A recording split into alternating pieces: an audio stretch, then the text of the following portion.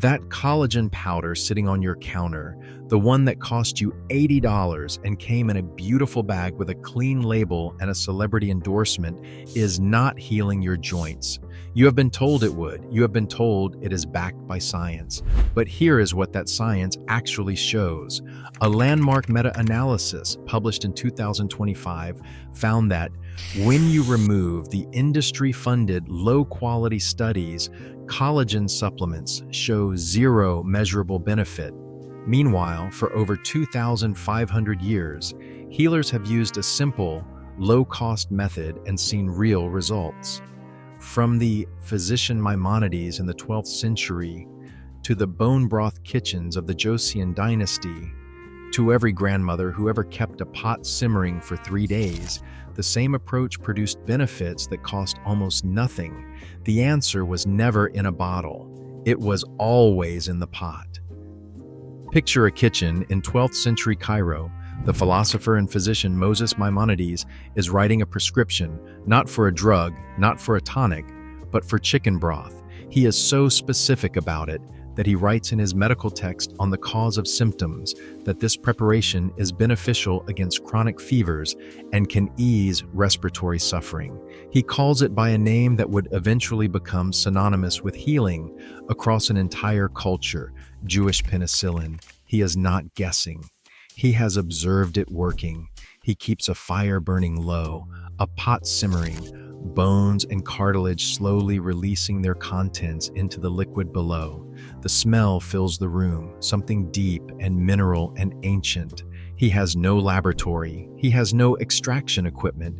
He has heat, water, time, and the accumulated wisdom of healers stretching back to Hippocrates himself, who recommended bone broth for digestive ailments around 400 BC. Now picture someone in 2024 opening a bag of premium hydrolyzed collagen peptides, stirring a scoop into their morning coffee, watching it dissolve instantly, and waiting for the joint pain that has plagued them for years to finally subside. Weeks pass, then months. The jar empties. They buy another. Nothing changes. Their knees still ache going downstairs. Their fingers still stiffen in the morning. So what did Maimonides know that the supplement industry does not? Why does a pot of slowly simmered bones outperform a scientifically engineered powder? That is exactly what we are going to break open today. Before we go any further, drop a comment right now and tell me how long you have been taking collagen supplements and whether you have actually felt a difference. I want to know, because I suspect many of you have the same answer. And what you are about to discover will completely change how you see every supplement ad that has ever told you the answer is in a canister. Pick up a container of collagen powder. Look at it. Read the label. What you are holding is hydrolyzed collagen, bovine hide or fish scales that have been soaked in acid or alkali, extracted with hot water, then broken apart by industrial enzymes into tiny fragments called peptides. The result dissolves in cold water. It never gels. It has no smell, no color, no taste. It looks like snow. It took a factory, a chemical process, and a branding budget to produce, and it costs you anywhere from $50 to $120 a month. Here is what the manufacturer does not tell you on that label. The clinical evidence supporting that product is almost entirely funded by the companies that make it. Gelita AG, the world's largest collagen manufacturer, has co-authored or funded the majority of the most cited collagen joint studies. Rousselot, another giant. Same story. When independent researchers at Tufts examined the 2025 meta-analysis in the American Journal of Medicine, which included 23 randomized controlled trials, they stratified results by funding source for the first time. High-quality, independently funded studies showed zero significant effect on skin hydration, on elasticity, on wrinkles, on joints, nothing. The benefits appeared only in the studies the industry paid for and designed. Dr. Farah Mustafa of Tufts said it plainly. Collagen needs to be broken down to be absorbed, so consuming it does not actually deliver collagen to the parts of the body that might need it. That is a dermatologist at Tufts saying that out loud. And the supplement you paid $80 for? In 2019, the Clean Label Project found that 64% of tested collagen supplements contained measurable arsenic. Consumer Lab found cadmium contamination in at least one major product. Under the 1994 Dietary Supplement Health and Education Act, the FDA is not required to test or approve these products before they reach shelves. Manufacturers self-certify safety. Only 3.4% of skin and joint supplement labels display a third-party testing seal. You are not taking medicine. You are taking a product someone decided was probably fine. This is not your fault. You were handed broken instructions and told to follow them. Here is where it gets genuinely interesting. Because the supplement industry did not invent the idea from thin air, the biological case for collagen is real. The science behind it is real. The problem is not the concept. It is what happens when a concept is industrialized, stripped down to its most profitable components, and sold back to you without the parts that actually make it work. Let us go layer by layer. Layer 1. The collagen problem. Why your body cannot use what you swallow. In your joints, tendons, and cartilage, collagen exists in its native form, a triple helix, 3 protein chains wound tightly together like a braided rope, weighing roughly 300,000 Daltons. This structure is what makes cartilage resilient. When you swallow it, your digestive system faces the same problem. Native collagen resists digestion. Studies and nutrition reviews put oral bioavailability of intact collagen at roughly 10%. Swallowing raw collagen does almost nothing. Think of it like trying to swallow a steel cable and hoping your body absorbs the iron.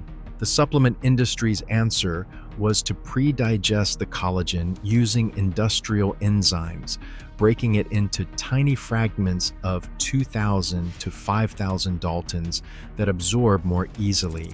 Hydrolyzed collagen does reach systemic circulation at a higher rate, roughly 60% bioavailability, according to peer-reviewed research. So the idea is not crazy. Something is being absorbed. The question is, what happens to it once it arrives? Layer 2. What actually needs to happen inside your joints? Joint cartilage is not passive. It is a living tissue maintained by specialized cells called chondrocytes. They build new collagen matrix, synthesize hyaluronic acid, and keep the cartilage hydrated and resilient. For them to repair, they need 2 things: raw building materials and a signal that tells them to build. The raw materials are amino acids, specifically glycine, proline, and hydroxyproline, which appear in collagen in a repeating GlyXY sequence that no other protein in the human body replicates. And the signal comes from specific collagen-derived dipeptides, most importantly ProHIP, short for prolyl hydroxyproline. Research by O'Hara and colleagues showed that ProHIP acts as a biological messenger, directly triggering fibroblasts and chondrocytes to produce new collagen and hyaluronic acid. These peptides are not just fuel, they are instructions. Here is where gelatin, what bone broth actually contains, behaves differently from the hydrolyzed peptides in your supplement. When you gently simmer bones for 12 to 72 hours, heat unwinds the collagen triple helix at around 65 to 67 degrees Celsius, converting it to gelatin. Gelatin has a bioavailability of 74%. Approximately 42% of it is absorbed not as individual amino acids, but as intact peptides, the very ProHIP and HIP-GLY fragments that chondrocytes respond to. Research published in the Journal of the Science of Food and Agriculture identified 17 distinct collagen peptide types in the blood after gelatin ingestion. ProHIP peaked at 15.5 nanomoles per milliliter at 2 hours. The supplement's hydrolyzed peptides do deliver more hydroxyproline to the bloodstream per gram, roughly 80% more than gelatin in some studies. but gelatin from bone broth delivers it inside a completely different biochemical context, and that context is everything. Layer 3, the matrix effect, what the supplement stripped away.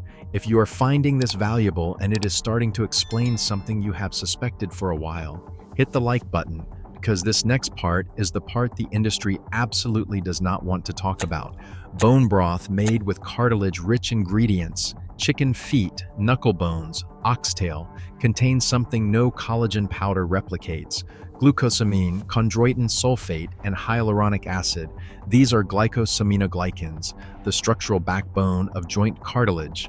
They hold water in the cartilage matrix, lubricate the joint surface, and directly cushion bone-on-bone contact. You can buy glucosamine and chondroitin separately, $30 to $50 a month, stacked on top of your collagen powder. The US government's $12.5 million GAIT trial, published in the New England Journal of Medicine in 2006, tested exactly this combination on 1,583 patients with knee osteoarthritis. Overall results were not significant, but in the moderate to severe pain subgroup of 354 patients, the combination achieved a 79.2% response rate versus 54.3% for placebo, a statistically significant difference.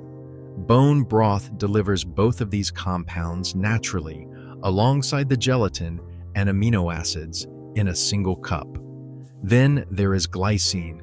A cup of properly made bone broth contains 500 to 1,700 milligrams of glycine, an amino acid that is conditionally essential, meaning your body cannot make enough of it under stress or with aging.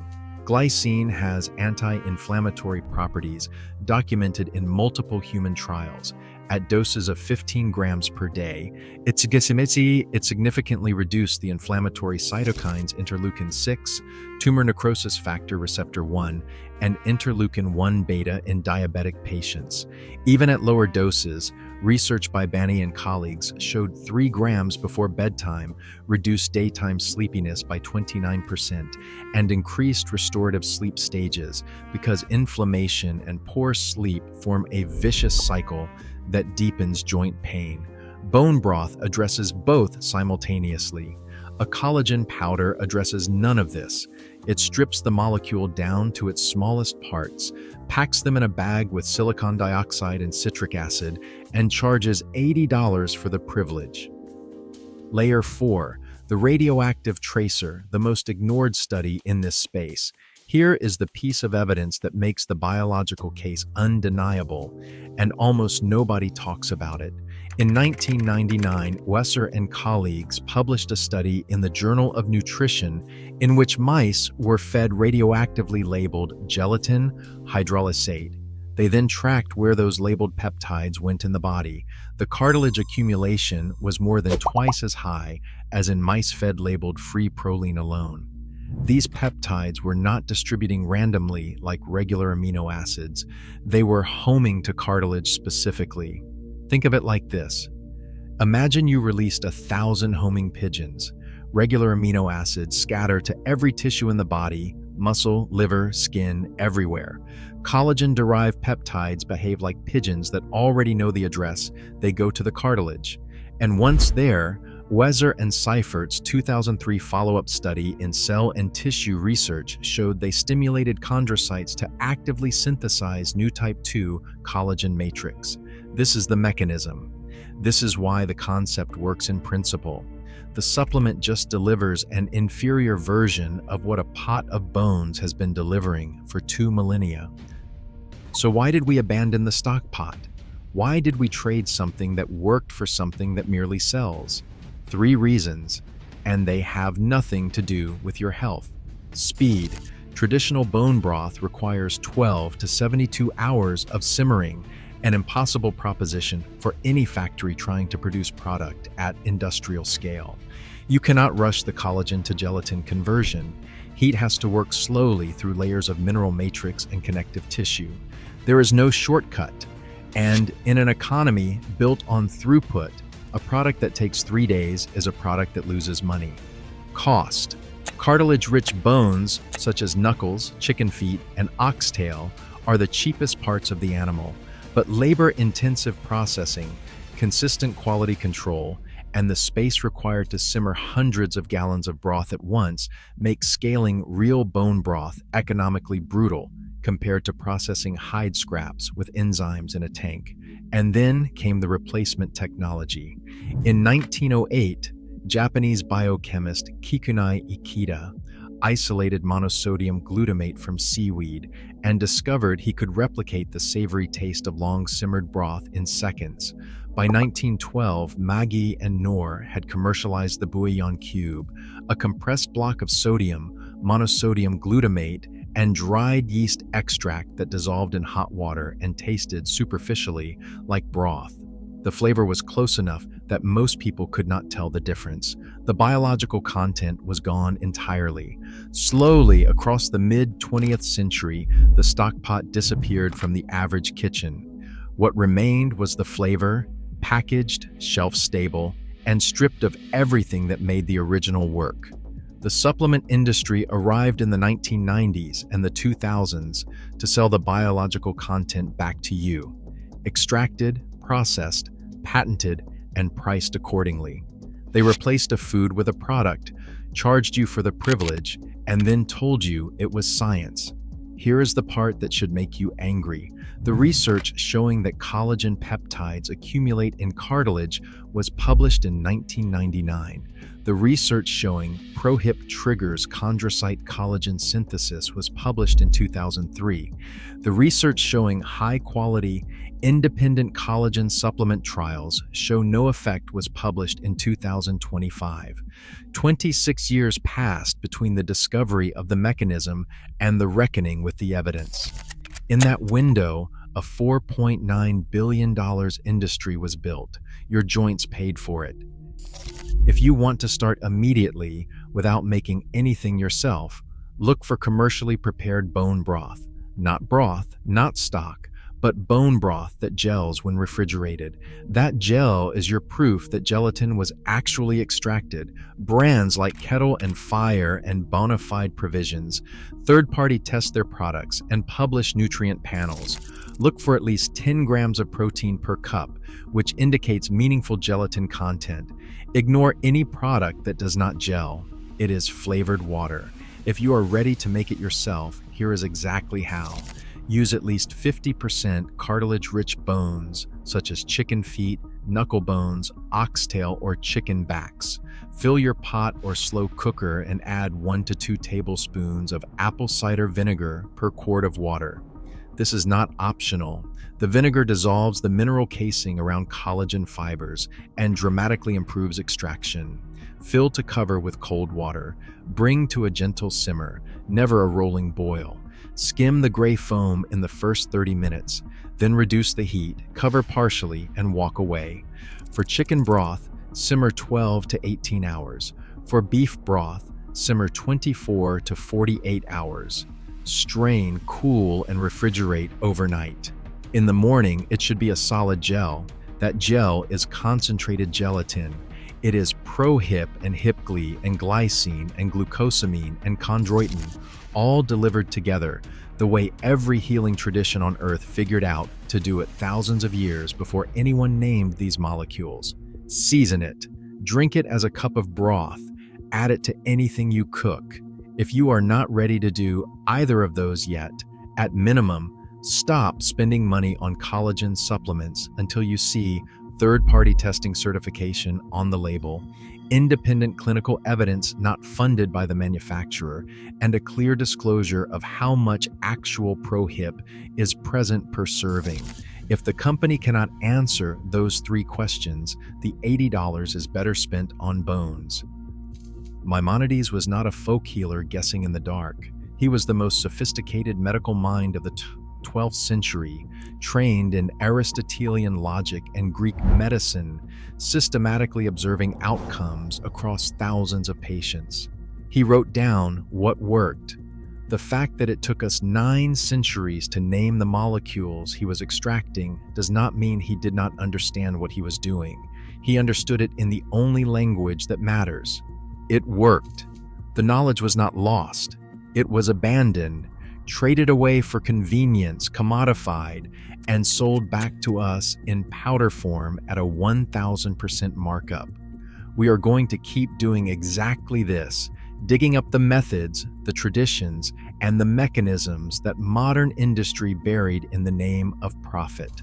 Subscribe if you want to come with us, and tell us in the comments, what is the one health practice, something old, something your grandparents did, something the wellness industry has never touched that you want us to investigate next? Because that is exactly where we are headed.